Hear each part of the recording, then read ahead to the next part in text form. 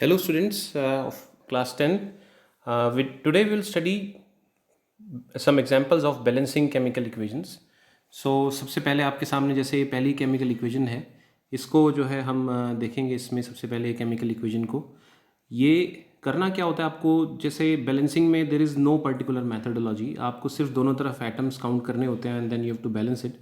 तो यहाँ पर अगर हम देखेंगे, जैसे आपके पास है हाइड्रोजन, नाइट्रोजन, ऑक्सीजन और कैल्शियम। ठीक है, यहाँ पर आपके पास in this particular equation you have hydrogen, you have nitrogen, you have oxygen और यू हैव कैल्शियम। ये चार तरह के एटम्स हैं। लेफ्ट हैंड साइड और राइट हैंड साइड में दोनों में आप काउंट कर लीजिए कि दोनों तरफ जो है, अगर तो आपके एटम्स बराबर आते हैं देन इट मीन्स कि आपकी जो इक्वेशन है वो ऑलरेडी बैलेंस्ड है। नहीं तो आपको बैलेंस करनी पड़ेगी इससे। तो will start with from the left hand side hydrogen atoms की अगर आप बात करेंगे तो हाइड्रोजन जो है यहाँ पर दोनों तरफ देखें, एक ये रहा और दो ये रहे, तो there are total of 3 hydrogen atoms on the left hand side. और उसके बाद राइट हैंड साइड अगर हम बात करें, right hand side hydrogen atoms अगर देखें तो यहाँ पर सिर्फ 2 हाइड्रोजन एटम्स हैं। उसके बाद आते हैं ऑक्सीजन पर, there are 3 oxygen atoms here and 2 oxygen atoms here, 3 and 2 that makes it 5। जबकि यहाँ पर जो है there are 3 to 6 and 1 7 oxygen atoms on the right hand side. उसके बाद आते हैं नाइट्रोजन। नाइट्रोजन यहाँ पर सिर्फ एक है लेफ्ट हैंड साइड पर, जबकि राइट हैंड साइड पर ये जो है अगर आप देखोगे ये there are 2 nitrogen atoms. Calcium की बात करें तो दोनों तरफ एक एक जो है वो ऑलरेडी बैलेंस्ड है। तो अब इसके अंदर क्या होता है, जैसे कोई हार्ड एंड फास्ट बैलेंसिंग में जो है रूल नहीं होता। तो इसमें करना क्या होता है कि आपको एक हेल्पिंग टूल ये हो सकता है कि you select that particular species जिसमें सबसे ज़्यादा एटम्स है। तो जैसे कैल्शियम नाइट्रेट जो है, एक बात तो साफ है, ये जो है आपका मॉलिक्यूल, ये जो आपकी रिएक्शन है इट्स अनबैलेंस्ड। तो सबसे पहले आपने वो मॉलिक्यूल सेलेक्ट कर लिया जैसे कैल्शियम नाइट्रेट में सबसे ज़्यादा एटम्स हैं। ठीक है, अब इस कैल्शियम नाइट्रेट को बैलेंस करना है। तो अगर मैं ध्यान से देखूँ तो नाइट्रेट एज अ होल यहाँ पर एक नाइट्रेट है और यहाँ पर दो हैं। तो अगर मैं यहाँ पर 2 लगा दूँ, ठीक है, अगर मैं जो है नाइट्रिक एसिड के आगे यहाँ पर 2 लगा दूँ तो मेरे नाइट्रेट जो है दोनों तरफ बैलेंस हो जाता है। यानी कहने का मतलब देखो, नाइट्रोजन जो है लेफ्ट हैंड साइड पे पहले जो 1 था वो नाइट्रोजन हो गया 2। हाइड्रोजन जो पहले लेफ्ट हैंड साइड में 3 थे वो अब हो गए यहाँ पर मेरे पास 4। और जो है ऑक्सीजन जो था यहाँ पर जो है मेरे पास ये ऑक्सीजन भी अब left hand side 2 3 6 7 8 oxygen atoms मेरे पास ये लेफ्ट हैंड साइड में हो गए। अब आते हैं अगला टारगेट, कैल्शियम को बैलेंस करते हैं। तो calcium is already balanced. Okay, next अब आपको देखना है क्या आपके पास जो है, अब इस ऐसा करने पर कैल्शियम बैलेंस हो चुका, ऐसा करने पर नाइट्रोजन बैलेंस हो चुका। सिर्फ फ़र्क क्या है कि यहाँ पर 2 हाइड्रोजन एटम्स और एक ऑक्सीजन एटम की बैलेंसिंग में फ़र्क है। तो अगर मैं जो है यहाँ पर जो लेफ्ट हैंड साइड में राइट हैंड साइड में मेरे पास डेफिशिएंसी है, तो यहाँ पर वाटर के आगे 2 लगा दूंगा तो यहाँ पर मेरे पास क्या होगा कि हाइड्रोजन भी मेरे पास 4 हो जाएंगे और ऑक्सीजन भी मेरे पास 8 हो जाएंगे। तो इस तरीके से ये फाइनली मेरी इक्वेशन बैलेंस होगी। यानी कि 2 नाइट्रिक एसिड जो मेरी इक्वेशन फाइनली बनेगी वो क्या बनेगी, वो बनेगी यहाँ पर 2HNO3 plus CaOH whole twice gives CaNO3 whole twice plus 2H2O। इस तरीके से आपके पास ये बैलेंस्ड हो जाएगी। ठीक है, ओके, नेक्स्ट इक्वेशन में हम देखते हैं NaOH plus H2SO4 gives Na2SO4 plus H2O।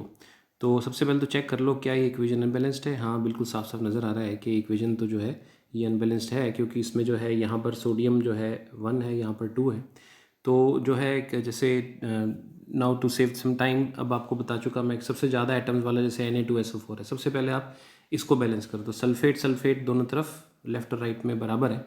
Sodium को बैलेंस करने के लिए व्हेन आई प्लेस 2 हेयर, तो सोडियम मेरा बैलेंस हो गया, सोडियम बैलेंस हो गया दोनों तरफ और सल्फेट बैलेंस हो गया दोनों तरफ। तो इतना करने पर अब मेरे पास जो है यानी आप समझो कि हर्डल क्या रह गया, सोडियम और सल्फेट ये दोनों तरफ बैलेंस हो गया। अब रह गया वाटर, हाइड्रोजन एंड ऑक्सीजन। तो यहाँ पर अगर आप लेफ़्ट में काउंट करोगे तो लेफ़्ट में आपके पास जो है ये आपके पास देखिए, ये 2 से मल्टीप्लाई करने के बाद 2 हाइड्रोजन आ गए यहाँ पर, और 2 से मल्टीप्लाई करने के बाद 2 ऑक्सीजन आ गए आपके पास, और ये 2 हाइड्रोजन के कारण प्लस 2 हाइड्रोजन और है। यानी कि आपके पास जो है यहाँ पर 4 हाइड्रोजन है और 2 ऑक्सीजन है। ठीक है, तो लेफ्ट हैंड साइड में आपके पास उसका आ रहा है। तो अगर हम यहाँ पर राइट हैंड साइड पर वाटर के आगे 2 लगा देंगे तो जो है मेरी इक्वेशन पूरी तरह से बैलेंस हो जाएगी। तो फाइनल मेरी बैलेंस इक्वेशन क्या बनेगी वो देखते हैं अपने। यह आएगा यहाँ पर 2NaOH और यहाँ पर 2H2O। ओके, नेक्स्ट इक्वेशन जो है इसको अगर हम ध्यान से देखेंगे तो इसमें जो है यहाँ पर दोनों तरफ आपके जैसे लेफ़्ट में एक ऑक्सीजन है, राइट में भी सॉरी एक सोडियम है, राइट में भी एक सोडियम है, लेफ़्ट में एक Cl है, राइट में भी एक Cl है, लेफ़्ट में एक Ag है, राइट में भी एक Ag है, और लेफ़्ट में एक नाइट्रेट है, राइट में भी एक नाइट्रेट है। So this equation is already balanced. ये इक्वेशन जो है ऑलरेडी बैलेंस्ड है, तो इसको कुछ भी करने की ज़रूरत नहीं है। अगर एग्जाम में क्वेश्चन में आती है तो आप ऐसा नहीं लिखें ऑलरेडी बैलेंस्ड, रादर दैन ये इक्वेशन पूरी की पूरी एज इट इज़ लिख कर आएँ इसको, ठीक है। नेक्स्ट इक्वेशन देखिए, BaCl2 + H2SO4 gives BaSO4 + HCl। तो इसमें तो क्लियर कट दिख ही रहा है आपको कि जो है यहाँ पर अगर मैं जो है इसमें जो चीज़ बैलेंस नहीं है, बेरियम बैलेंस है ऑलरेडी, उसके बाद सल्फेट ऑलरेडी एक एक दोनों तरफ है। सिर्फ फ़र्क क्या है कि यहाँ पर क्लोरीन और हाइड्रोजन दो दो हैं और यहाँ पर एक है, तो सिंपली यहाँ पर अगर मैं राइट हैंड साइड पर 2 लगा दूंगा तो मेरी इक्वेशन जो है HCl का इक्वेशन बैलेंस हो जाएगी। तो जो है ये वाली जो इक्वेशन फाइनली यहाँ पर सिर्फ 2 लगेगा आपके पास और ये बैलेंस्ड इक्वेशन बन जाएगी। ये इक्वेशन भी बिल्कुल पहले की तरह ही है और इसमें भी जो है आप इसको ध्यान से देखेंगे तो सिर्फ हाइड्रोजन और फ्लोरीन बैलेंस नहीं है, और यहाँ पर आप अगर 2 लगा देंगे तो दिस विल बी बैलेंस। यहाँ पर कैल्शियम 1 और 1 हो गया, फ्लोरीन दोनों तरफ 2 2 हो गए आपके पास, उसके बाद 2 2 हाइड्रोजन हो गए दोनों तरफ आपके पास, और एक एक सल्फेट हो गया आपके पास। तो ये जो है आपकी फाइनल इक्वेशन क्या बनेगी, CF2 + H2SO4 gives CaSO4 + 2HF। Okay, next जो ये इक्वेशन है ये थोड़ी सी प्रॉब्लमेटिक होगी, तो इसको टैकल करने का तरीका हम देखते हैं। देखिए कैसे, देखो जैसे अब इसमें क्या प्रॉब्लम आ रही है कि जैसे यहाँ पर आप देख रहे हो ये बैलेंस नहीं है, इसमें कोई डाउट नहीं है। तो सबसे पहले जैसे ऑक्सीजन की बैलेंसिंग करने की कोशिश करते हैं अपने, तो उस प्रोसेस में यहाँ पर इसके आगे 2 लगाते हैं, ठीक है, और यहाँ पर इसके आगे 2 लगाते हैं।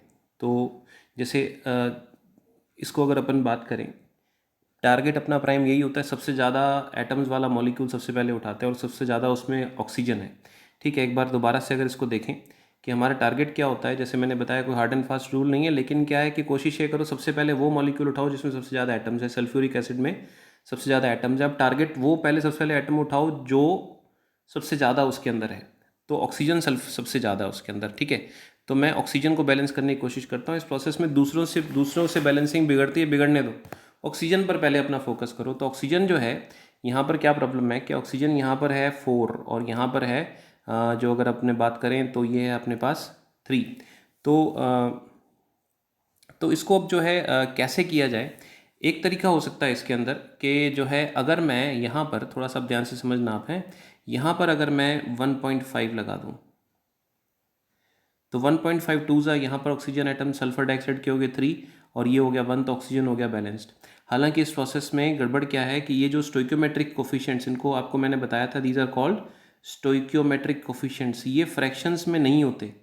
स्टोइक्योमेट्रिक कोफिशिएंट्स ये फ्रैक्शंस में नहीं होते, लेकिन ऐसी इक्वेशंस में हम पहले जैसे अगर एक बार फ्रैक्शन में बैलेंस हो रहा है, और फ्रैक्शन भी मतलब 0.5, ऐसा नहीं कि 0.33 या 0.67 ऐसा कुछ लेना, 1.5 2.5 हाफ लेकर अगर आप कर सकते हो तो आप वहाँ पर एक बार उसको बैलेंस करो, ठीक है। अब जैसे 1.5 आपके पास आ गया, अब जो है ऐसा करने पर ऑक्सीजन दोनों तरफ बैलेंस हो गया, हाइड्रोजन दोनों तरफ बैलेंस हो गया। अब रहता है आपके पास क्या, सल्फ़र। सल्फ़र की अगर आप बात करते हैं तो सल्फ़र जो है यहाँ पर आपके पास है कितना, यहाँ पर आपके पास है लेफ्ट हैंड साइड में 1.5 और राइट हैंड साइड में आपके पास क्या हो गया 1। तो अब अगर मैं क्या करूं कि, ठीक है, तो यहाँ पर अब जैसे आप देखो सल्फ़र जो है राइट हैंड साइड में 1.5 है, लेफ्ट हैंड साइड में 1 और 1 2 है। तो अगर इसको मैं 0.5 कर दूं यहाँ पर, हाफ 0.5 कर दूं यहाँ पर, तो मेरे पास दोनों तरफ 1.5 सल्फ़र हो गया। लेकिन क्या होता है कि जब आप फाइनल इक्वेशन लिखते हैं तो उसमें क्या होता है कि आप इस तरह से फ्रैक्शंस में नहीं लिखते होते। ऑल्दो आप हायर क्लास में पढ़ोगे, ये भी गलत नहीं है, ऐसा भी कर सकते हैं, लेकिन अभी बीइंग इन क्लास 10th हमें ऐसा नहीं करना। तो अब आपको क्या करना पड़ेगा कि इसको जो है ये एक्चुअली बेसिकली आप समझो कि रेशियो है। रेशियो कैसे कि ये जो है आपके पास एक रेशियो ऐसे आ गया कि जैसे 0.5 sulphur is to 1 sulphuric acid is to 1.5 sulphur dioxide is to 1 water. तो इस फ्रैक्शन को रिमूव करने के लिए what you will do is you will multiply the whole equation by 2 so as to maintain the ratio वही रहना चाहिए, लेकिन आपका ये फ्रैक्शन रिमूव हो जाना चाहिए। तो सारी इक्वेशन को आप 2 से मल्टीप्लाई करोगे तो ये 0.5 का क्या हो जाएगा यहाँ पर 1। उसके बाद सल्फ्यूरिक एसिड में यहाँ पर 1 है तो 1 को 2 से मल्टीप्लाई करोगे 2, 1.5 की जगह हो जाएगा 3 और जो है यहाँ पर आ जाएगा आपके पास 2।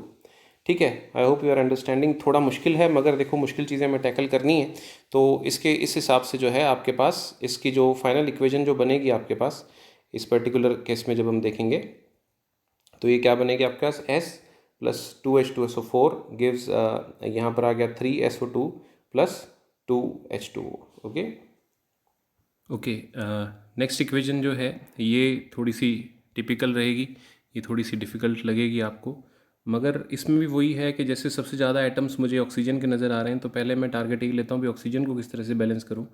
राइट हैंड साइड में 3 and 1 4 ऑक्सीजन एटम्स हैं तो मुझे यहाँ पर कम से कम 4 तो मुझे यहाँ पर लगाना ही पड़ेगा। तो मेरे को 4 यहाँ पर लगाना है, 4 लगा के मैं सेट करके देखता हूँ क्या मेरी इक्वेशंस बैलेंस हो सकती हैं। यहाँ पर मेरे को फिर इन दैट केस 2H2O करना पड़ेगा और 2H2O करते ही यहाँ पर राइट हैंड साइड में 3 and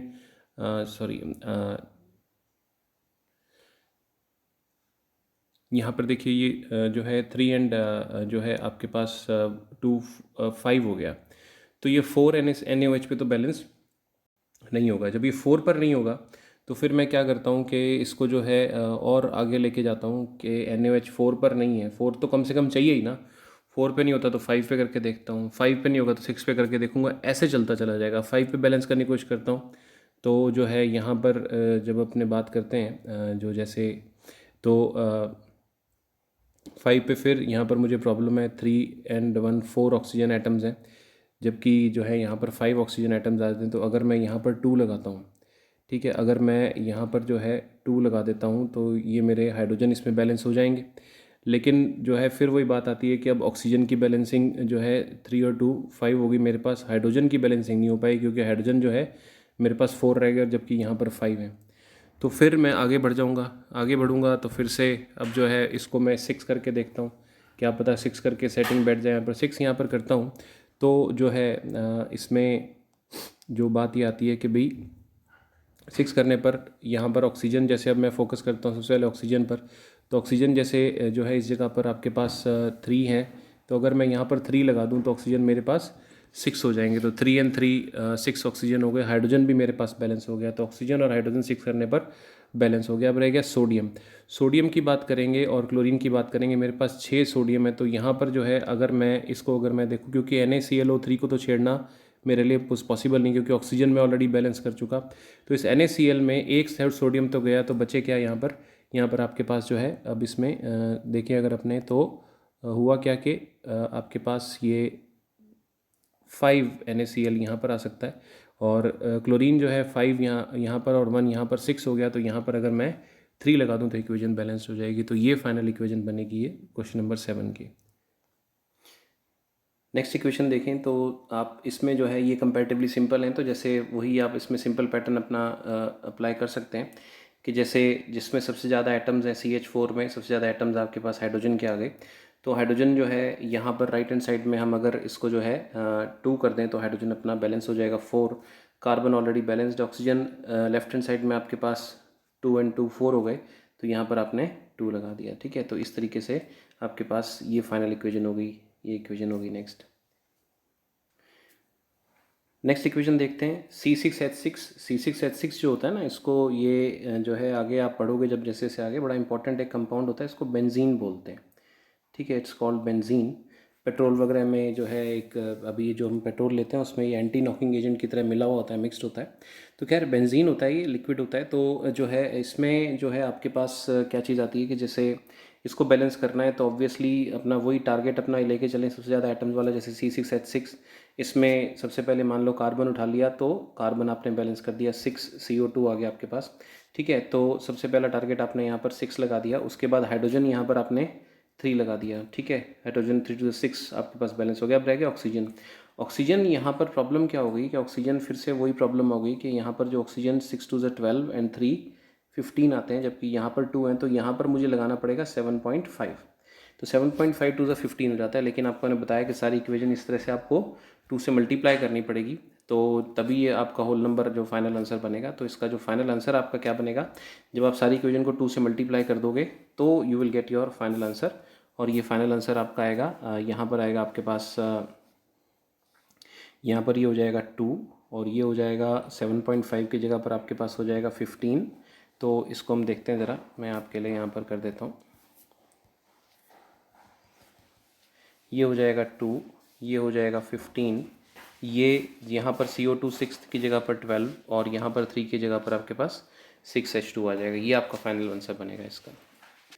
ओके, नेक्स्ट क्वेश्चन हम देखते हैं। नेक्स्ट क्वेश्चन में देखो, ये यहाँ पर जो है दिस पर्टिकुलर कंपाउंड, इसको इथाइन बोलते हैं। This is called ethyne, ETHYN, ethyne या एसिटिलीन बोलते हैं इसको, कॉमन नेम इसका एसिटिलीन होता है। तो ये भी बड़ा इंपॉर्टेंट एक ऑर्गेनिक कंपाउंड होता है, बड़ा अच्छा फ्यूल होता है ये, जो हम जो है गैस वेल्डिंग के काम में भी लेते हैं इसको, वेल्डिंग पर्पसेस में भी यूज़ होता है। जो मतलब जो इसकी फ्लेम होती है उसमें थाउजेंड्स ऑफ डिग्री सेल्सियस का टेम्परेचर होता है, तो मेटल को मोल्टन स्टेट में लाने के काम आता है ये। फ्रूट्स की राइपनिंग में भी ये जल्दी काम आता है ये। तो खैर फिलहाल इसके कंबशन की इक्वेशन है, बर्निंग की इक्वेशन है, ethyne plus oxygen give CO2 plus H2O। तो इसको बैलेंस करना है हमने। तो इसको बैलेंस करने में अगेन फिर से वही टारगेट है, सबसे ज़्यादा आइटम्स आपको किस में नज़र आ रहे हैं उस पर आप फोकस कर लो। सबसे ज़्यादा आइटम जैसे आपको C2H2 में नज़र आ रहे हैं, तो C2H2 में कार्बन को ले लो पहले। कार्बन यहाँ पर आपने 2 लगा के बैलेंस कर लिया। हाइड्रोजन ऑलरेडी बैलेंस्ड हो गया। अब फिर से ऑक्सीजन की प्रॉब्लम आ रही है। ऑक्सीजन यहाँ पर हो गए 2 2 4 एंड 1 यहाँ पर 5 हो गया। तो यहाँ पर आप क्या करो, 2.5 लगा दो। 2.5 लगाने के बाद अब आप सारी इक्वेशन को 2 से मल्टीप्लाई कर दो, तो आपका फाइनल आंसर आ जाएगा इसके अंदर। तो आपका फाइनल आंसर क्या बनेगा इसके अंदर, 2C2H2, यहाँ पर 2.5 का 5 हो जाएगा, ये हो जाएगा आपके पास 4 और ये जो है आपके पास ही हो जाएगा 2H2। इस तरीके से आप चेक करोगे तो ये आपकी फाइनल इक्वेशन बैलेंस आ जाएगी। नेक्स्ट क्वेश्चन रिलेटिवली सिंपल है। सबसे ज़्यादा आइटम्स आपको इसमें, जैसे आप देखोगे यहाँ पर AlCl3 में आपको नज़र आ रहे हैं। तो AlCl3 में सबसे ज़्यादा आइटम Cl के हैं, इधर 3 है इधर 2 हैं। तो आप क्या करो, इधर इसको 3 2 6 और इधर 2 3 6 कर दो। उसके बाद एल्यूमिनियम को आप बैलेंस कर दो। तो यहाँ पर आप 2 एल्यूमिनियम लगा दिया, ये आपकी इक्वेशन बैलेंस्ड हो गई। नेक्स्ट क्वेश्चन जो है, nitrogen plus hydrogen gives ammonia. इसको अमोनिया बोलते हैं, NH3 जो है इट इज़ कॉल्ड अमोनिया। तो इसको बैलेंस करने के लिए अगेन सबसे ज़्यादा आइटम्स किस में अपने पास, NH3 में। NH3 के आइटम्स इसमें सबसे ज़्यादा हाइड्रोजन के, हाइड्रोजन को बैलेंस करना टारगेट रखो। यहाँ पर आपने लगाया 2 3 6 और यहाँ पर लगा दिया आपने 3 2 6, बाकी आपके पास नाइट्रोजन आ गया। तो इस तरीके से इक्वेशन बैलेंस हो गई। ओके, नेक्स्ट इक्वेशन देखते हैं। इसमें क्या है कि जैसे सबसे ज़्यादा आइटम्स मुझे नज़र आ रहे हैं इसमें H2O में। H2O में हाइड्रोजन है सबसे ज़्यादा। तो पहला टारगेट हाइड्रोजन बैलेंस करा मैंने, यहाँ पर 2 2 करके दोनों तरफ बैलेंस कर दिया। क्लोरीन बैलेंस, उसके बाद ऑक्सीजन की, इसमें जब हम जो है टारगेट लेते हैं तो ऑक्सीजन इधर आता है आपके पास 0, सॉरी इधर आता है आपके पास 1 और इधर है आपके पास 2। तो इसको अगर मैं 0.5 से मल्टीप्लाई कर दूं तो यहाँ पर मेरे पास ये बैलेंस हो जाएगा। क्लोरीन ऑलरेडी दो बैलेंस हो चुके, लेकिन फिर सारी इक्वेशन को मुझे क्या करना पड़ेगा, 2 से मल्टीप्लाई करना पड़ेगा। तो 2 से मल्टीप्लाई करने के बाद मेरे पास ये इक्वेशन जो है वो फाइनल इक्वेशन मेरे पास क्या आएगा, ये आएगा 4, ये हो जाएगा 0.5 का 1 और ये 1 और 1 के यहाँ पर 2। इस तरीके से इक्वेशन ये आपकी बैलेंस हो जाएगी।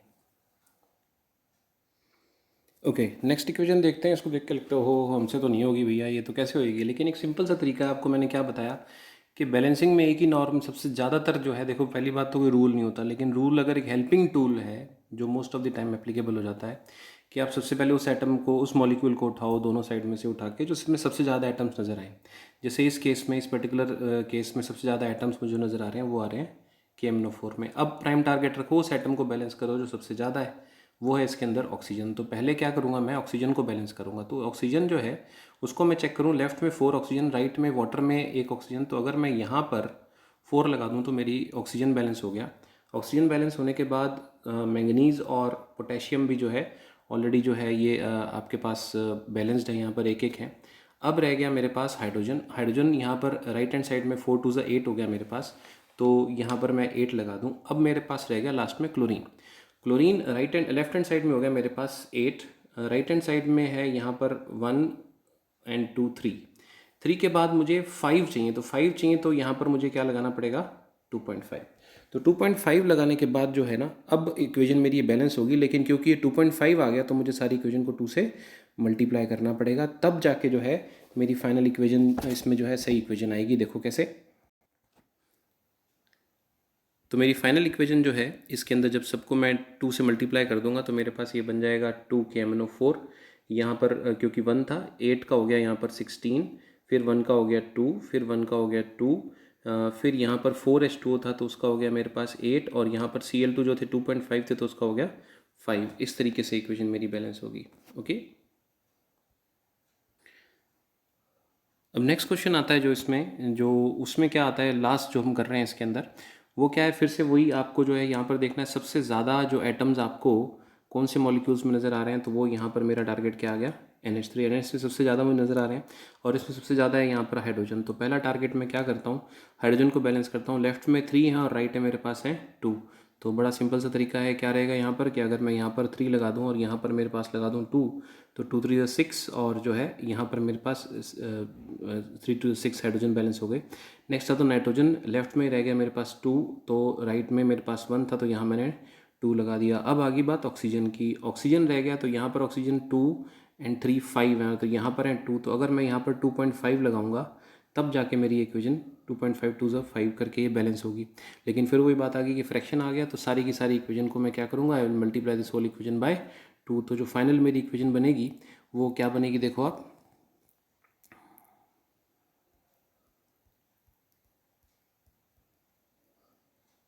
वो बनेगी 4NH3 5O2 and 4NO plus 6H2O। जो भी यहाँ पर अब, तो अब आप इसको देखोगे तो ध्यान से अगर आप देखोगे तो हाइड्रोजन 4 3 12 एंड 6 2 12 दोनों तरफ बैलेंस हो गया। नाइट्रोजन 4 4 एटम दोनों तरफ हो गए। ऑक्सीजन 5 2 10 लेफ्ट हैंड साइड पर, और 4 एंड 6 10 जो है ये आपके पास बैलेंस हो गए। तो इस तरीके से आपकी बैलेंस इक्वेशन हो जाएगी। सो स्टूडेंट्स, आई होप आपको ये बैलेंसिंग अच्छे से समझ आई होगी। एक ही तरीका है, देखिए कि इसमें कोई तरीका नहीं है, लेकिन जो है हेल्पिंग टूल यही हो सकता है कि सबसे ज़्यादा एटम्स वाले मॉलिक्यूल को छांटो, उसमें सबसे शुरुआत ऐसे करो, और उसमें से सबसे ज़्यादा एटम्स जिसके हों उस पर उसको टारगेट बनाओ उसको बैलेंस करने का। तो धीरे धीरे तो ये जो है हिडन ट्रायल से जो है आपका धीरे धीरे करके इक्वेशन बैलेंस हो जाती है। दोनों तरफ के एटम्स आपको बराबर करने होते हैं। Okay, so thank you so much. इसको ध्यान से देखो और अपने पास इसको नोट करो। This will help you out a lot.